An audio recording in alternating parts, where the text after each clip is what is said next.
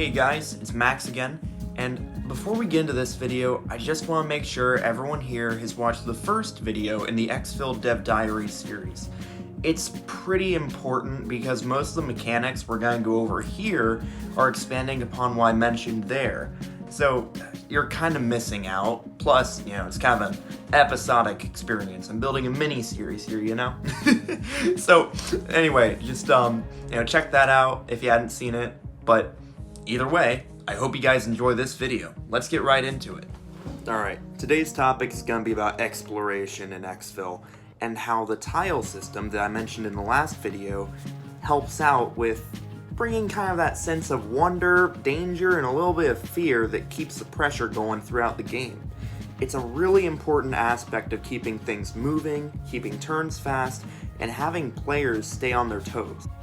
In order to figure all this out, we're going to need to go over tiles, cards, objectives, and the innate danger that comes with it. Let's start by talking about the different kinds of tiles and their variables. All of the tile types share a similar design philosophy, mainly showing off the room itself with entrances, exits, and icons to show you what you're looking at. The lift tile is where everyone starts and ends the game. There's only one of them and it only moves under certain circumstances. Blanks are the most diverse and common tile type in the game. Some tiles have symbols in the corner that tell players special attributes, such as a tight squeeze or not being able to shoot into the room. Another attribute of the blank tiles is that all of them have multiple connection points between rooms. There aren't any dead ends here. The intel rooms are the only dead ends in the game, but they're also your mission objective. While each room only works once every time they're drawn, upon spending a resource in that room, you net yourself a victory point towards finishing your mission and escaping. Meanwhile, the safe room is a tile that acts as a breath of fresh air in Exfil. While in it, players can choose from a list of resources to add to their own inventory. However, every time a player takes a resource, the stock level goes down. And once it hits 0, the tile is removed from play once all players exit it. Now that we've talked about the tiles, let's get into the cards. The tiles are designed to facilitate the cards. Obviously, entering a new room, you draw a card. But those cards actually affect the tiles in more ways than one. It's pretty interesting, so let's take a look. The cards that you can draw in Exfil range from low to high hazard.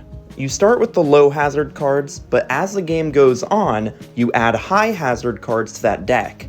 Low hazard cards include basic mix-ups of tiles and an addition of lower level enemies. As you could probably guess, the high hazard cards are much more dangerous. This includes tougher variations of enemies and cards that can completely change the entire game. Currently, there's 7 unique enemies and 8 different hazard cards on the low end. Crunching numbers and experimenting is key to getting all this right. And I'm not going to add something without knowing for sure that it'll fit in with the rest of the game first. Alright, let's tie all this together. So, if we think about how this gameplay loop works, you're on a constant hunt for resources. As in, you use items to stay alive, and you need to find more items to keep staying alive. You're after your objective, so you're going to be constantly using them in order to reach it. It works kind of like a drip feed, a constant dwindling supply of items with small amounts of resupply, but just enough to keep them going to the next one. It's a bit of a loop. It's the Exfil loop. Hunt for resources, use resources, hunt for resources, and so on and so forth. With all that being said, I hope I've helped build a bit more of an understanding and excitement for the upcoming Exfil. Coming around a year and a half of this cut of the game, I'm really happy with how it's turning out. It's a very dynamic ebb and flow of danger and adventure, and it's something I'm really excited for everyone to be able to play when it comes out. I hope to go into more detail about resources and the player combat system in the next video. Alright everyone, that'll do it. Thank you for the continued support. I love to see it, and I'm really excited to show you guys more progress on this game. I mean, obviously it's something I've been working on for a while. Now, If you excuse me, I got some numbers to crunch.